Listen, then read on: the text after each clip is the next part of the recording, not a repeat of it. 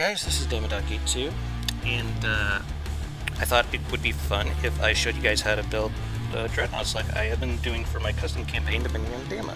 So I'm going to do a short video series here showing you how I do it. It's probably going to have some kind of configuration like a South Carolina class. ABXY format. The main guns are going to be in twin turrets with the casemate guns along the sides. So usually when I go to build a ship, the first thing I do is I look for a shell that I want the main guns to fire. So over here we have an example. This shell right here is a high explosive, and it's set for 305 millimeters, which is 12 inches, and it just barely fits in the autoloader. So the reason why I went with a 6-meter autoloader and a 12-inch gun is because you can get about 12 of the shell casing modules in there. I had to take a little bit off the end, these to fit, but that's about as close as I can get without the shells being too big. So let's have a look at the overall stats here. Got some pretty good kinetic damage, pretty good armor piercing for what it does. It'll do some pretty decent explosive damage. And over here, with this armor piercing one, just pretty much a pure kinetic shell here. Very, very nasty. So what I am thinking here is I want one shell for one cannon in the turret and one shell for the other cannon in the turret. So that's why I got 2 of these right here. So I rigged up this test over here for you guys so you could see what the shells will do. They're rigged up to these ACBs that are hotkeyed. So this one right here that we're looking at, that's on the right side, it fires the high explosive armor piercing. So we're going to slow the game down, and I'm going to show you guys a cool trick. If you tap the firing key, that whatever you have it hotkey to, and then F11 really fast. Oh, I'm sorry. I thought that was the my bad, folks. I thought this was the high explosive one, but it's actually the armor piercing. But as you can see, we can see it now in mid-flight as it approaches this target here. This right here, sorry, I keep hitting that out of habit. This is a 5-meter autoloader, and as you can see, with a 4-meter beam here, if it'll let me rotate, yeah, that is 5 meters. And as you can see, that shell passed right through this, no problem. Did not care about the armor stacking bonuses or anything, just passed right through it. Oddly enough though, if you use this with like 6 meters of armor, it won't break that 5th one. I'm guessing it's from the armor bonus, or the armor stacking bonus. So we've seen what that one can do. Let's see what the high explosive one will do. So,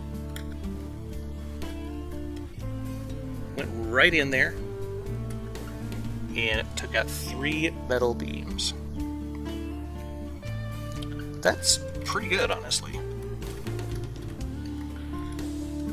So you guys could probably see why I kind of want to pair these shells up together in a single turret now. So anyway, let's bring the game back up to regular speed. So we're going to be going off of a few assumptions in this tutorial series. I'm not going to go completely back to basics on a lot of things. We're going to just assume that you guys know how to work the UFI, how to place blocks and things like that. So let's get started with the turret. And right here I have the 13 by 13 template. So this area here on the inside, that's all alloy. That right there is the area that your turret can turn in. This outer area here, right here in metal,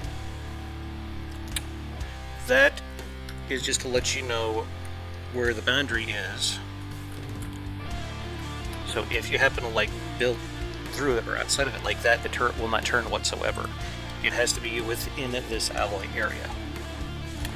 Now, since we're going with some fairly big guns here, I kind of want to keep them fairly well protected, so we're going to be going with an armored turret. And I'm going to go with a 3x3 for the turret spin block, and we're just going to quickly armor the bottom of this thing.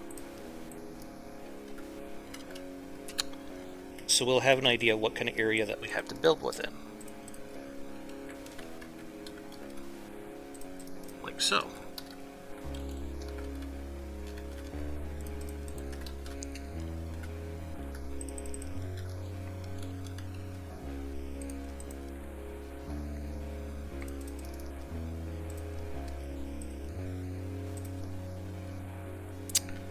And I think I want to do this bit a little bit differently here. I try to use beams instead of blocks because they have more hit points and it's harder for kinetic weapons to get through them.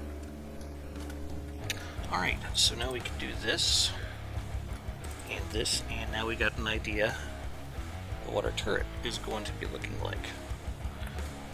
So, just so I can show you guys, we'll just get Rambot back out of here. And I'm going to take control of this thing, and as you can see, it's going to spin against that single metal beam with no issue whatsoever.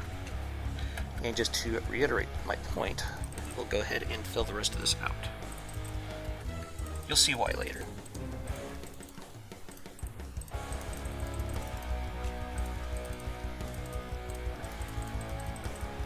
Now, if I have done this correctly, and I'm pretty sure I have, this will still turn without any issue whatsoever. Well, it was turning. Yeah. It's spinning with no issues at all. Wonderful. Okay. So now, let's start placing our parts. So we're going to start with an all-in-one local weapon controller. We're going to plop that dude right here, dead center. I like these because there's a lot more room for you to work with, and inside turrets it's best to have as much room as you could possibly have, because you'll need to fit pretty much all this junk right here inside of that at some point or another. Alright, so let's get to the proper gauge size, and I believe I need 5 of these for that. So we can just slap a firing piece on there. Yeah, that's the correct size. Okay. But I probably want to go one higher, because with these twin turrets, I like to take these 3-way connectors and put them at the bottom like so. And we'll put that guy there. And we'll put that guy right there.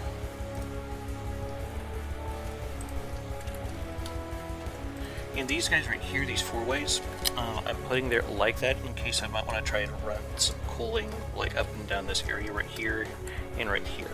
These right here, the corner pieces, they're just going to go straight up. Anyway, so now let's start placing our autoloaders just initially here.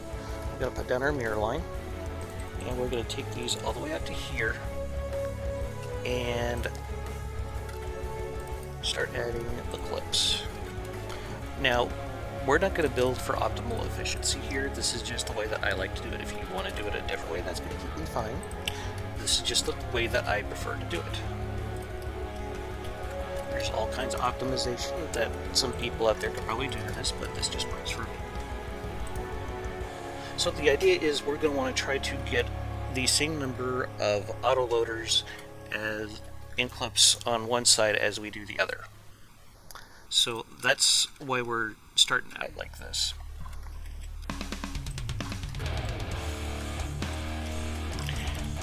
And just a quick easy tip for you guys, the more autoloaders that you have, the more expensive these things are going to be.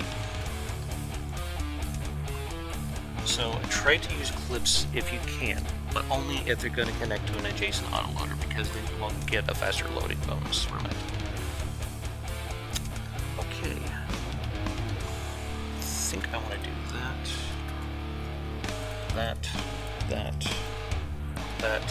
and that. I can definitely fit some more in this area here, so let's see if we can do that real quick. But before we get to that, I want to run some cooling units up here, and some cooling units down here. There we go. Alright, let's see if we can squeeze some more of these guys in here. So when you come to these sections, it can be a little bit more difficult. I think I want to do one of those. And we'll go to this corresponding side and we will do like one of those.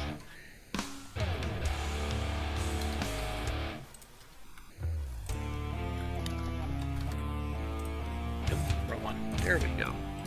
Don't worry about this being purple. That will be fixed in time. Alright, it looks like we have room for a little bit more here.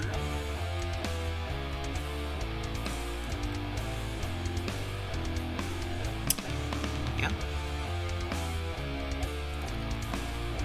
I think what I want to do is something like that. And something like that.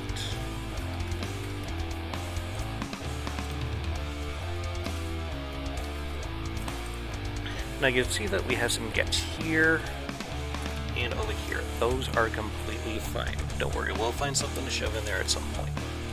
Alright, so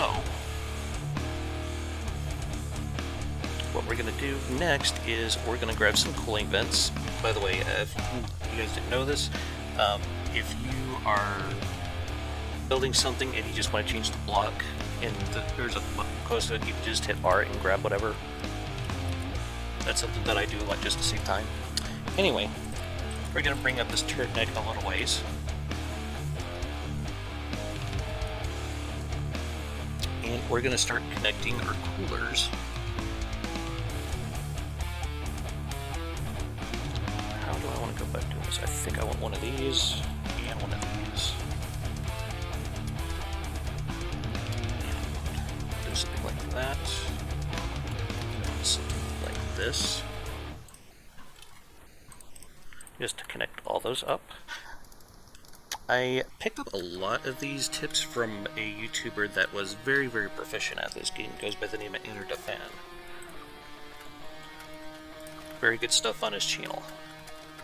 Sadly, he hasn't been able to produce much content lately. I think that's because he's been going to school. Been quite some time since I've heard from him. Anyway, so now we're at a point where we need to try to figure out how to connect these up. So we're going to have to turn off our mirror line for this part.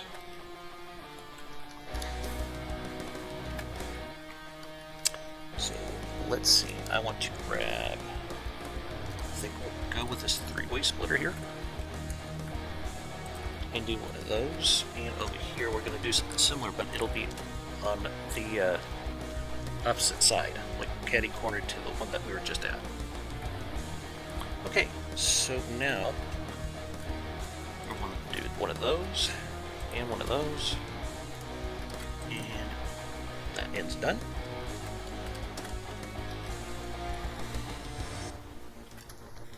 And we're essentially going to do the same thing over here. And now all of those autoloaders should be connected. Alright, okay. And now we'll finally have an idea of where the top of the turret is going to be roughly. Just trying to think of how I want to go about this.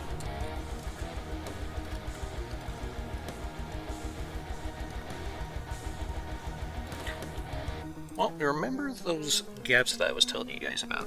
I'm going to show you why I left them.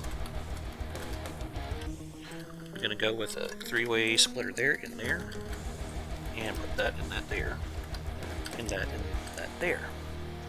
Now, this will let us get some of the big recoil absorbers, which is what we want. The more of the larger recoil absorbers that you can fit into these, the better off you'll be. It'll be more efficient. So just something to keep in mind. Alright. I don't know if I want to put some here and on the other side, but it should be easy to tear those back out. Okay, now, if we need more cooling, we can take these 8-meter recoil absorbers back out and do something different with them. It's no big deal.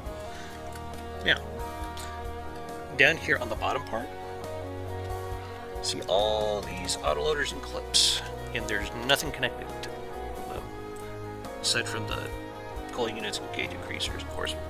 But talk about placing the autoloader feeders.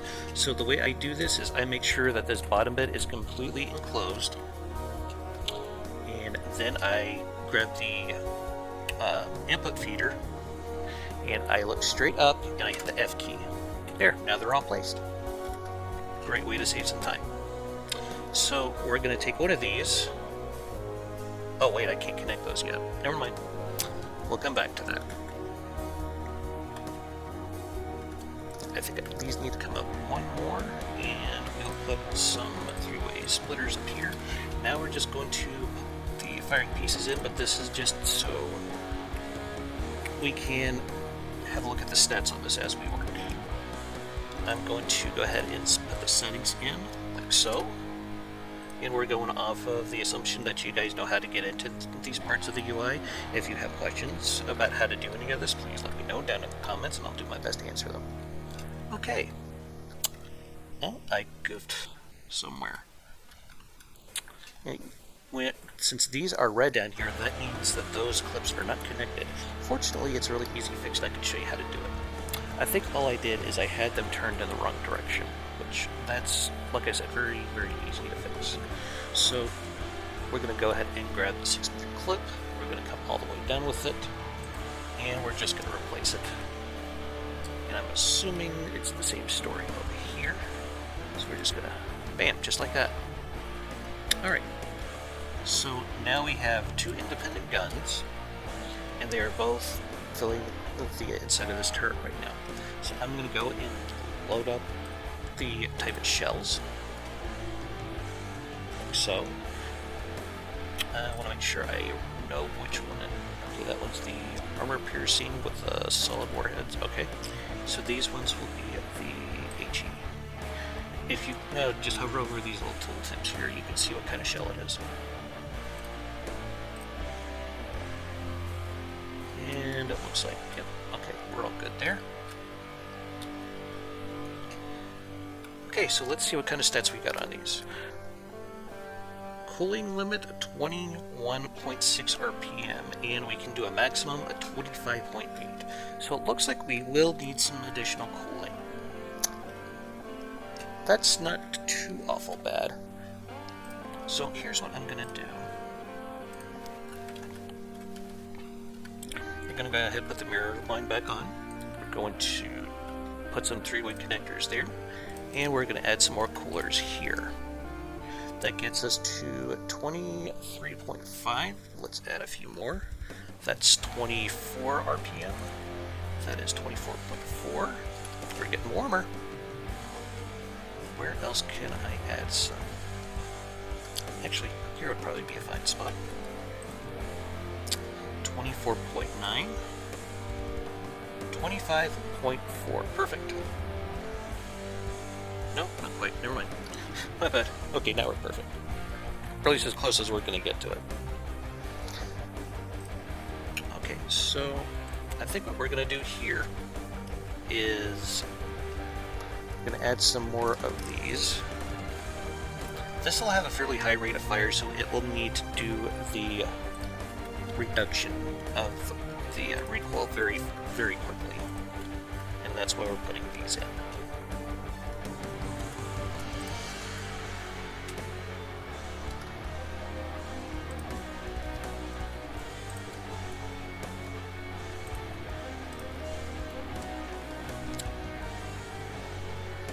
Alright, I think that's all good.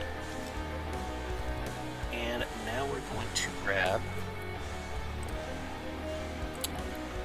these elevation mantlets. They usually do a pretty good job.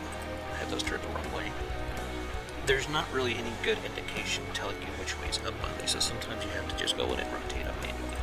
So now, I've already kind of measured this out a bit, and we're going to need at least 2 heavy barrels and 2 regular barrels. That should be able to get us the inaccuracy that we want. Inaccuracy at 0.2 is really, really good. You're going to struggle to try to get any better than that. It looks like we did miss an area down here that still needs these. Okay. I don't know if I like how this looks, though. I think what I want to do is I want to whiten these just a little bit. Yeah. So let's go ahead and do that real fast.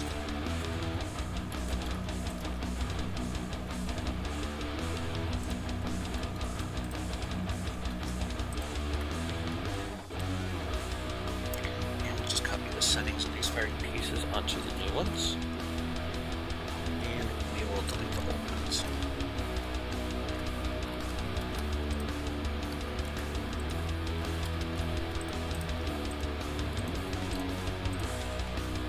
There we go. I think that looks a little bit better.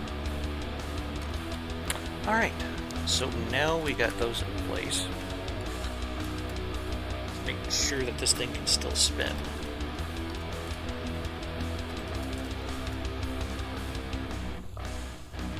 That'd probably be easier to do if I put a firing computer down here. There we go.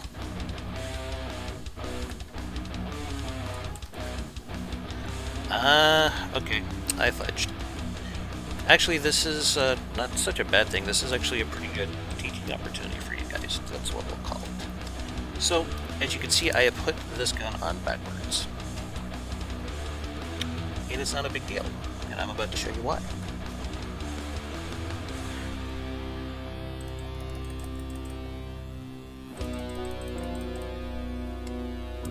Because we can just prefab the whole gun, or the turret itself, and we pop that spin block down here. It's really easy to get turned around in one of those. I apologize for that, but like I said, this is going to be a teaching opportunity for you guys, which I am perfectly fine with. Okay, so we're going to plop this dude down in here, and then we're going to go ahead back to our prefab. Make sure it's turned in the right way this time. And should fit just right. Yes, very nice, very nice. Okay. So now I'd like to do a little bit of combat testing. And the way we're going to go about this is we're going to come in here, grab this AI prefab, and we're just going to come up a little ways with that. We're going to pop a wireless snooker on there. You don't necessarily have to do this. You can just turn the detection up to where you don't need this stuff. That is completely up to you, though. I just prefer to do it this way. So now, what I think I want to do is we're going to come way, way out here. And I'm going to pause it when I'm doing this. We're going to grab one of the Dominion and damage ships. I think I want... We're going to get the biggest, baddest mother we can. We're going to put this on another team. And we're just wanting to see what these shells will do. That's it. So when it spawns in, the game should still be paused. We're going to go ahead and turn on God mode for our platform here. And we're going to turn off the movement and weapons for the ship we just spawned in. This thing is very, very, very well armored. And yeah. We already punched a major hole into this thing and detonated something very, very important here. I believe this has like about 4 or 5 meters of armor. Anyway, let's just unpause and yeah. But look at the black confetti coming off of this ship.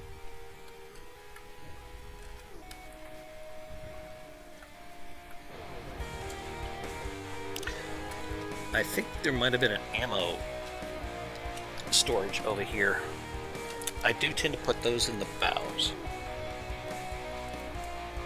But yeah, this gun is just punching right through without too much issue.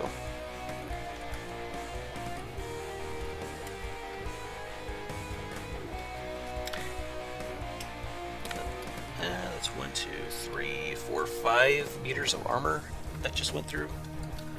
Granted, the stuff on the inside, that's alloy, and it's not nearly as strong. Oop, I accidentally grabbed the gun, so that's why it stopped firing. But yeah, this thing has got no problems punching through this shit. And that's just a 12-inch. Okay, so I would call that a pretty successful test. So let's go ahead and destroy that enemy unit there. Alright, so let's finish armoring up this turret here. Make sure that we are actually building on it. That looks to be the case. Very good. We'll bring up our airline once again.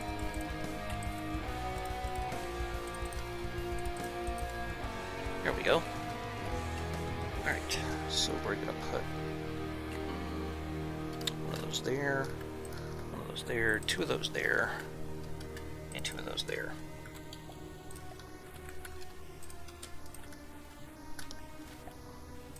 It looks like we need that there and those there. Now, let's take that and do that, and this side right here, do this. And do this.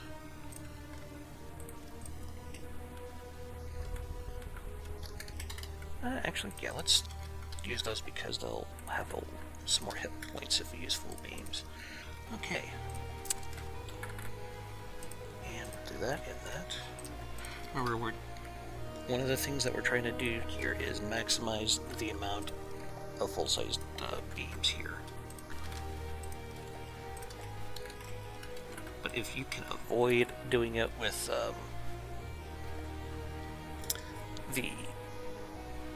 without using the actual blocks, do it. Okay. I don't think I quite made the neck for this long enough, which that's fine. We can fix that here in a moment.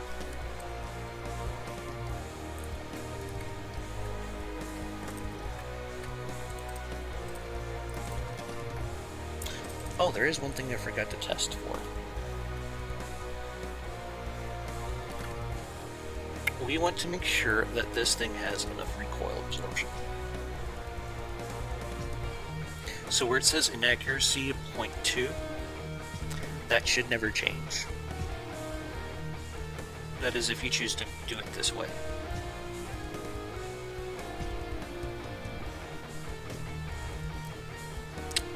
So it looks like we're all good there, but yeah, this is going to need to come up at least 1 meter. Sorry, I keep hitting that key on accident. Anyway, so the way we're going to do this is we're going to grab another prefab.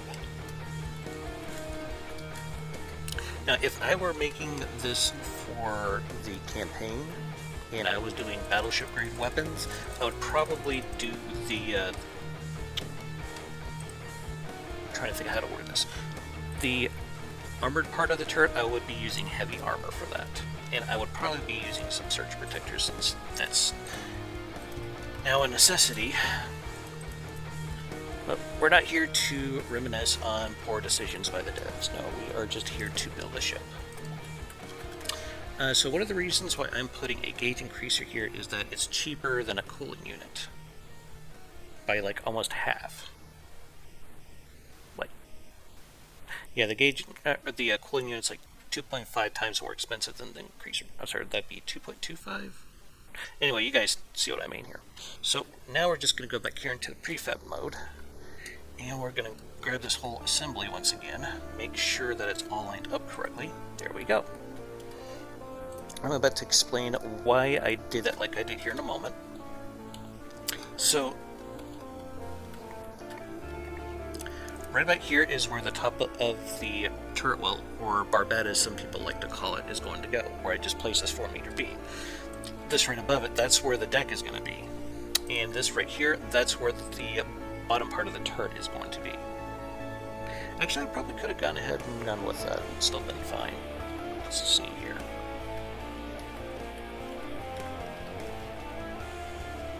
Yep, okay. Anyway, yeah, we still got plenty of room here, so not bad. So we're going to start putting our turret cabins, if you'd like to call it. I've heard others call it a gun housing, which that's perfectly fine too. And I think I want to make this just a little bit bigger.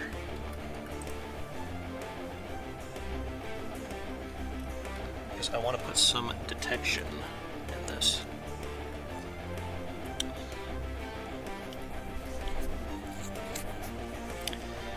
I was trying to think of how I would like to do this, because it can take up a lot of room. I think I want to put that there. And that right there. And we're going to go in here. We're going to grab the wireless receiver. And we're just going to pop those dudes right here. And I'm going to put a laser rangefinder here. I'm going to turn off the mirror mode so we can do it this way. And I'm going to put a camera 90 right here. Oops, I had that turned the wrong way. Just fix that real quick. Excellent. I still have it turned on. There we go. Okay.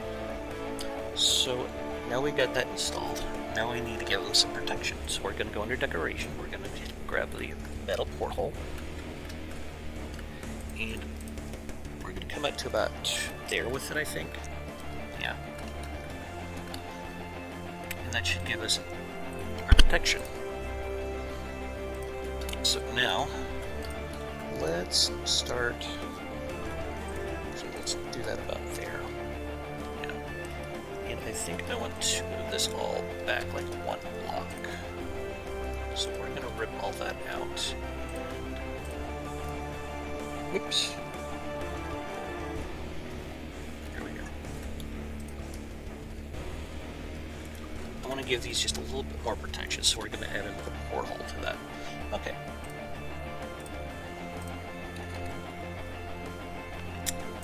We're going to do one of these.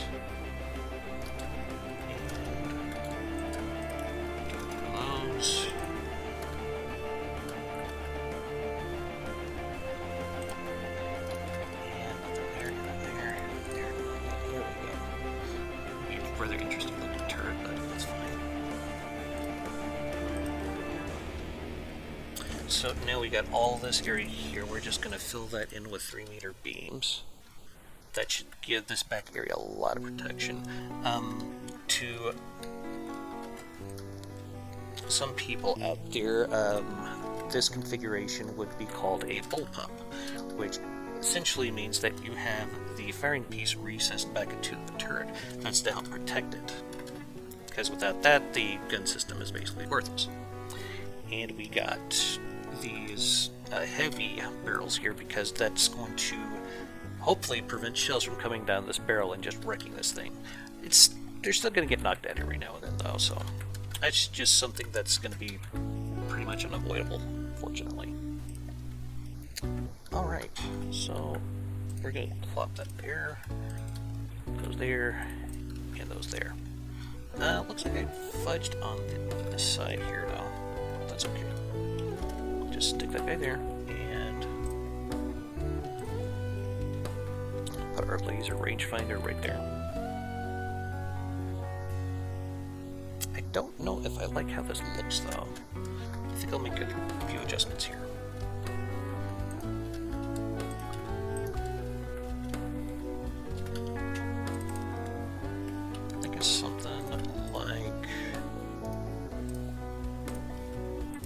This might be a little bit better.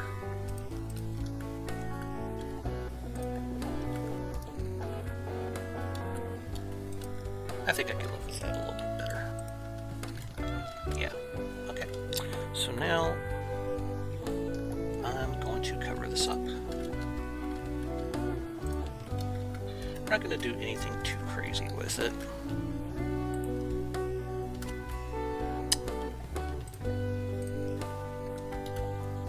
We actually want these turrets to be fairly flat, and there's a very good reason behind this. it just presents a lower profile to whatever's shooting at it and make it much harder for it to get damaged. Now, something I failed to mention about these portals here, they have these same stats as the metal blocks. So that's one of the reasons why I am using these to armor up the detection systems in this. And yes, I know that I was just telling you guys to avoid using metal blocks, but in this case, it's okay. But I think I want to round this out just a little bit more. Like so. Yeah. That looks good. Alright, let's finish armoring the rest of this up.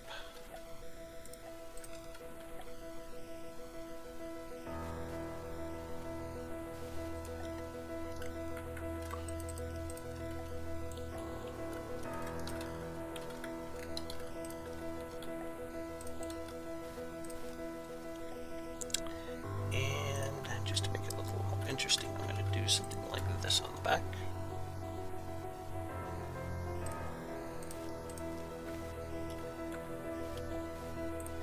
And we'll fill the rest of this in. Now on the top of these, it's probably best to try to keep the 4-meter beams up front because they will absorb the most damage. So that's what we're going to try to do here.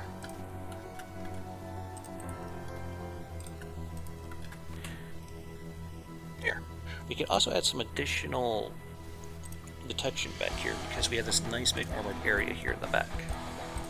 And since there's not really anything that's going to get harmed back here, I'm not going to worry too much about using a single metal block. So I want to put a rangefinder, coincidence rangefinder back here. And I think I can do, I want to use the armored 9x9, I'm sorry, 9-meter, like so.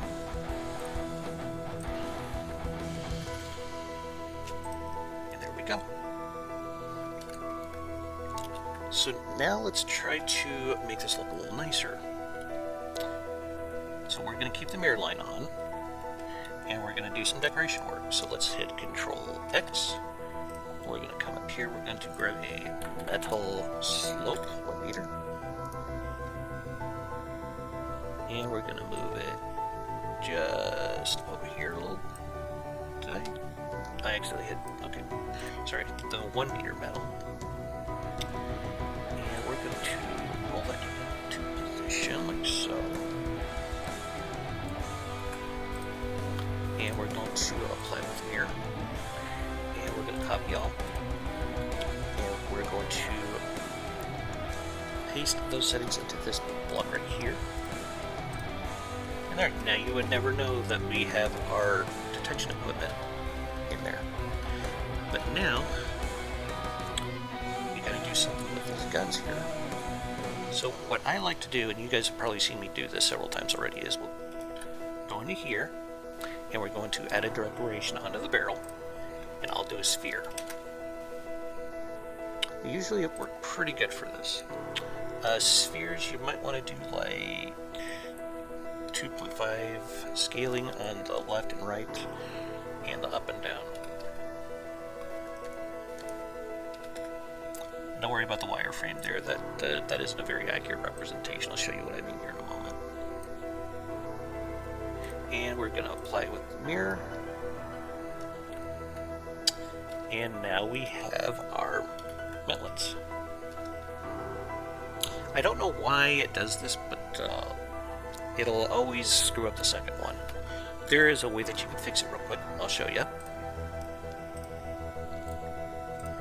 Just despawn and respawn, and you're good to go.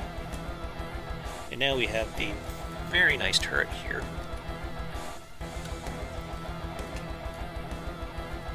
With a pretty decent rate of fire at 2.5 and 8.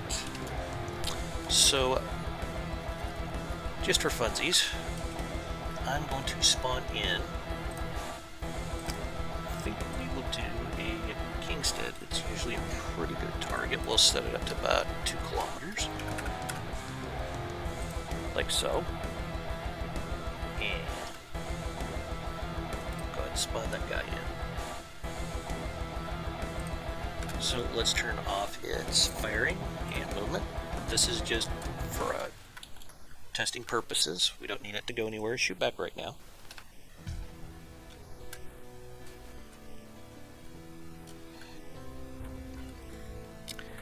And as you can see, we have no problem stripping blocks off of this. It seems like every now and then it seems to ping off the side, but that's okay.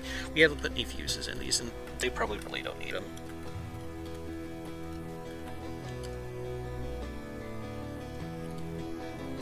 But yeah, those shells are just cutting right through the armor of this thing. They don't care. Those APHE reds will be great at popping turrets.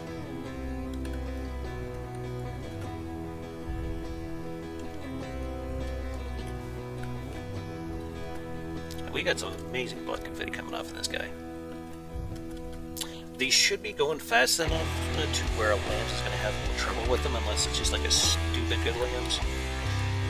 But this is not exactly meant to go up against the late game stuff, so I wouldn't be too worried about it. But as you can see, without using rails and just using gunpowder, you can get some very powerful shells. I mean, as I've demonstrated over here with the big holes that we made in this solid block of armor. So I think that's going to be a good point to wrap up the video. Next time, we're going to start working on the hull, and that's kind of what I got this guy here for. I'll explain that next time. So I'd like to thank you all for watching. If you liked the video, please let me know with a like, comment, or even better, subscription. And have yourself a hell of a day, and keep very high. Later.